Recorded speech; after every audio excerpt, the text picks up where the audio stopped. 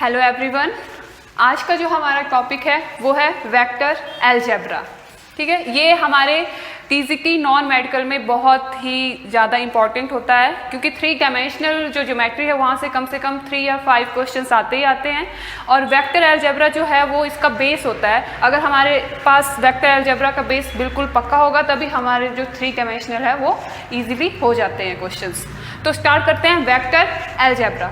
हमारी फिजिक्स में 2 टाइप की क्वांटिटीज आती हैं, एक होती है हमारे पास स्केलर और दूसरी जो होती है वो होती है वेक्टर क्वांटिटीज। स्केलर जो क्वांटिटी होती है वो क्वांटिटीज होती हैं जिनका सिर्फ और सिर्फ मैग्नीट्यूड होता है,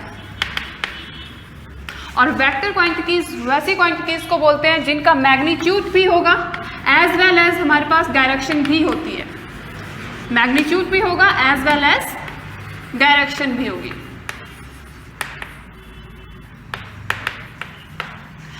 इन मैथमेटिक्स हम जनरली वेक्टर को बोल देते हैं अ लाइन सेगमेंट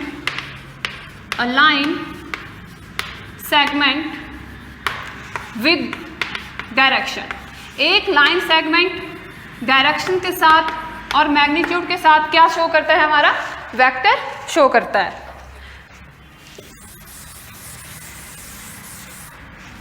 जैसे मान लो हमारे पास ए बी हमारी कोई लाइन है, जो हमारा ए पॉइंट है वो हमारा इनिशियल पॉइंट है और जो बी पॉइंट मान लो हमारा फाइनल पॉइंट है। अगर हमने ए बी लाइन का वेक्टर लिखना है, डिनोट करना है, तो हम लिखते हैं ए बी, उसके ऊपर वेक्टर का साइन लगाते हैं। इसका मतलब ये हुआ कि ए बी एक लाइन सेगमेंट है with direction A to B. ठीक है, ये हो गया हमारे पास वेक्टर की डायरेक्शन। अगर बात करें हम मैग्नीट्यूड की, magnitude of A B vector को डिनोट करने का तरीका होता है, उसको मॉडुलस लगा देते हैं हम। ये हो गया हमारा मैग्नीट्यूड। और मैग्नीट्यूड क्या होता है, length of A B line. जो हमारी ए बी लाइन की लेंथ होगी वो हमारा क्या होगा, magnitude of A B vector, length of A B line.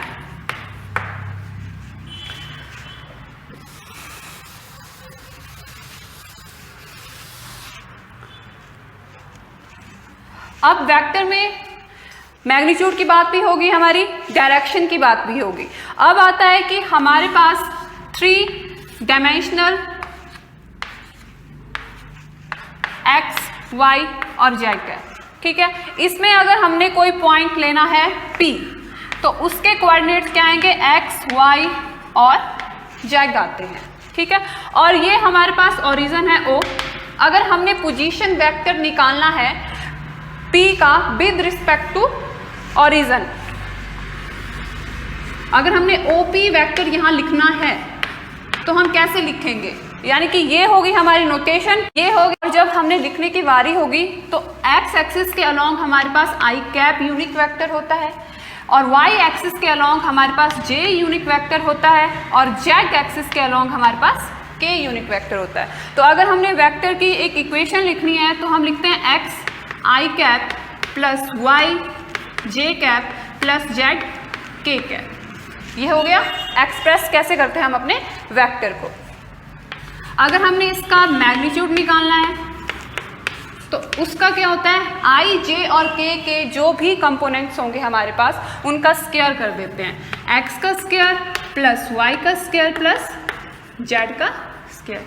ये हो गया हमारे पास मैग्नीट्यूड और ये हो गया कैसे हम अपने वेक्टर को एक्सप्रेस करते हैं। अब बात आती है टाइप ऑफ वेक्टर्स की। हमारे पास बहुत से टाइप के वेक्टर्स हैं, पर हम जनरली जो इम्पॉर्टेंट वेक्टर्स हैं उन्हीं को स्टडी करेंगे।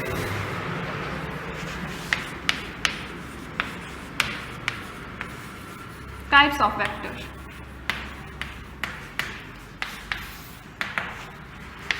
पहला है unique vector.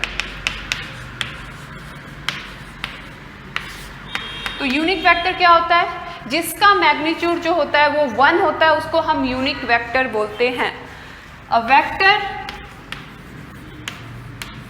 whose magnitude is 1, उसको हम यूनिट वेक्टर बोलते हैं। और जनरली हम यूनिट वेक्टर को एक कैप से जो है डिनोट करते हैं और इसका फॉर्मूला होता है A vector upon magnitude of A vector. अगर हमारे पास कोई ए वेक्टर दिया हो, उसको अगर हम उसी के मैग्नीट्यूड के साथ अगर डिवाइड कर देते हैं तो हमारे पास जो है एक यूनिट वेक्टर आता है। सेकंड हो गया कोलीनियर वेक्टर।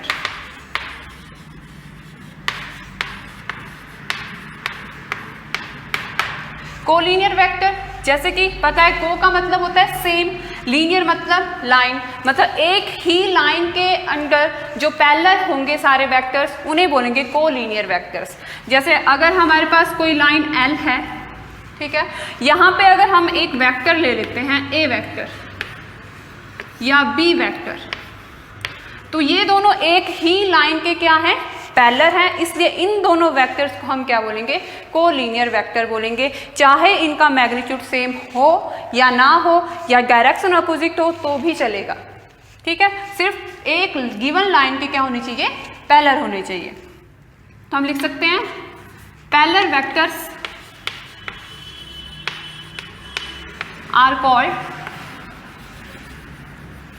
Collinear vectors. और जो कंडीशन होती है हमारी कोलीनियर वेक्टर्स की, वो होती है ए वेक्टर, एक वेक्टर को हम दूसरे के स्केलर मल्टीपल में लिख सकते हैं, जहाँ पे लैम्डा क्या होगा, कोई भी एनी स्केलर हो सकता है, ठीक है। यहाँ पे एक वेक्टर है, दूसरे के अगर स्केलर मल्टीपल में आ जाता है, उन दोनों वेक्टर को हम कोलीनियर वेक्टर्स बोलते हैं। और ये जो हमारे पास कंडीशन आती है, ये होती है कंडीशन ऑफ कोलीनियरिटी। ये हम क्वेश्चंस में भी यूज करते हैं। और अगला वेक्टर है हमारे पास नेगेटिव वेक्टर।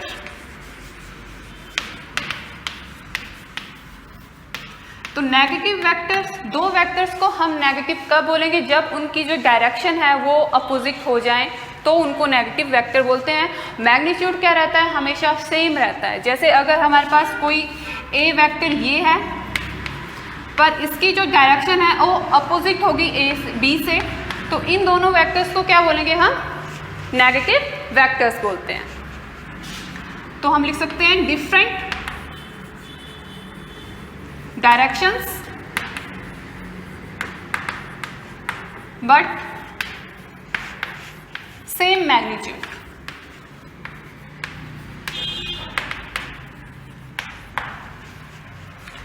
आगे बात आती है कोप्लेनर वेक्टर्स की। कोप्लेनर वेक्टर्स,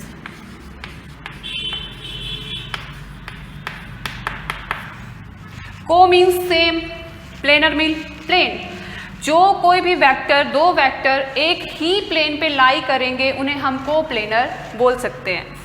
लिख कह सकते हैं अ vectors who lie in same plane, उन्हें हम कोप्लेनर वेक्टर बोलते हैं। फिर आती है बात कोएनिशियल वेक्टर।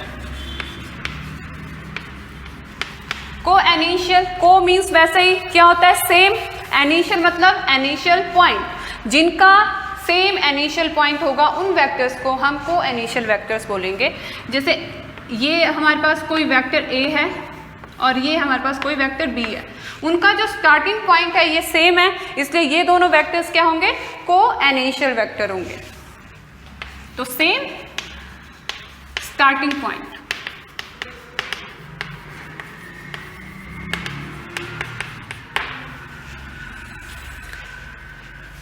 ये हो गए हमारे टाइप ऑफ वेक्टर्स। अब एक क्वेश्चन कर लेते हैं हम, जो हमारे एग्जाम में पूछ लेते हैं कि find the unique vector of a given vector. कोई हमारे पास एक वेक्टर दे दिया होगा, उसका हमने यूनिक वेक्टर निकालना है। Find the unit vector of I cap plus 2 J cap plus 5 के कैप।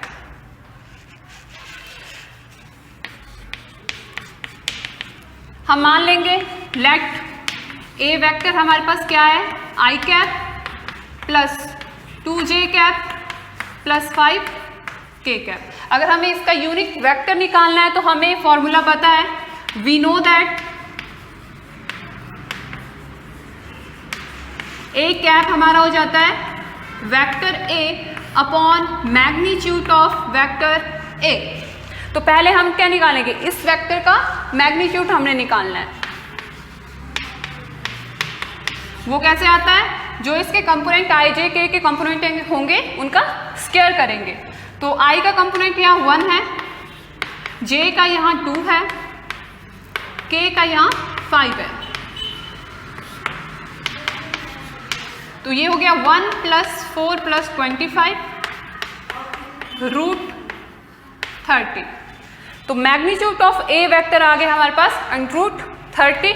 अगर हम यहाँ भर दें आई कैप प्लस 2 जे कैप प्लस 5 के कैप अपॉन मैग्नीट्यूड कितना आ गया है √30।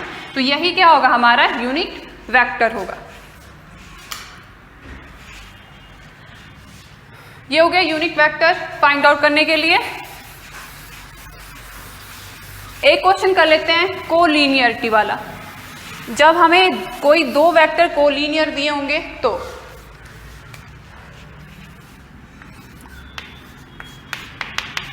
इफ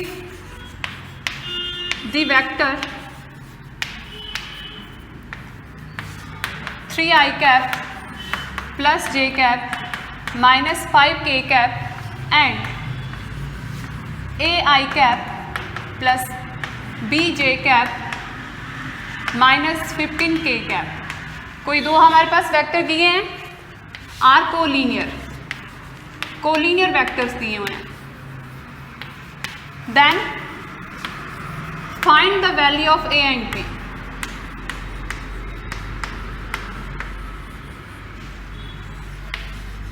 a एंड b की वैल्यू अगर हमने निकालनी है तो ठीक है। तो मैंने आपको बताया था कोलिनियर वेक्टर्स क्या होंगे, जो आपस में पैरेलल होंगे उनको हम कोलिनियर वेक्टर बोलते हैं। ये दोनों हमारे पास क्या है, दो वेक्टर्स हैं। अगर ये दोनों आपस में क्या है, कोलिनियर है, तो एक वेक्टर दूसरे का क्या हो जाएगा, स्केलर मल्टीपल हो जाएगा। तो अगर हम मान लें वेक्टर a हमारे पास ये है 3i cap plus j cap minus 5k cap, और b हमारे पास है ai cap plus bj cap minus 15k cap. ठीक है, गिवन है हमारे पास जो वेक्टर a है and vector b are collinear. Condition क्या होती थी हमारे पास, vector a is equal to scalar multiple of vector b। यहां वेक्टर a और b की हम वैल्यूज भर देंगे। यहां से क्या आया, 3i cap plus j cap minus 5k cap is equal to lambda ai cap plus bj cap minus 15k cap. ठीक है, यहाँ से हम i और j के क्या करेंगे, कोएफिशिएंट्स को कंपेयर करेंगे। पहले लैम्डा के साथ मल्टीप्लाई कर दो, lambda i cap plus lambda bj cap minus lambda 15k cap.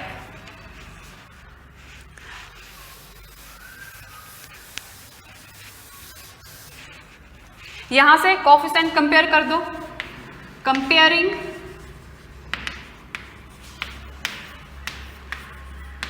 the coefficients of i, j and k। तो हमें क्या मिलेगा, लैम्डा i किसके बराबर हो जाएगा, 3k। दूसरा लैम्डा b किसके बराबर हो जाएगा, 1। और माइनस लैम्डा 15 आ जाएगा इज इक्वल टू -5k। सारे i, j और k के हमने क्या किए, कोफिशिएंट्स को हमने कंपेयर कर दिया। अब यहां से देखिए, यहां से लैम्डा की वैल्यू आ सकती है, नेगेटिव नेगेटिव कैंसिल हो गया, 5/15 मतलब 1/3। तो लैम्डा की वैल्यू अगर हमारे पास आ गई, यहां रखेंगे इन दोनों इक्वेशंस में, तो क्या हो जाएगा, b की वैल्यू और a की वैल्यू भी हमारे पास आ जाएगी। तो यहां रख दो, यहां आया a/3/लैम्डा, तो लैम्डा हमारे पास 1/3 है, ऊपर चला जाएगा 3 तो 9 हो जाएगा। अगर यहां रखें तो b इज इक्वल टू 1/लैम्डा, तो b हमारे पास कितना आ जाएगा, 3 आ जाएगा। तो a, b और लैम्डा की वैल्यू हमारे पास आ गई।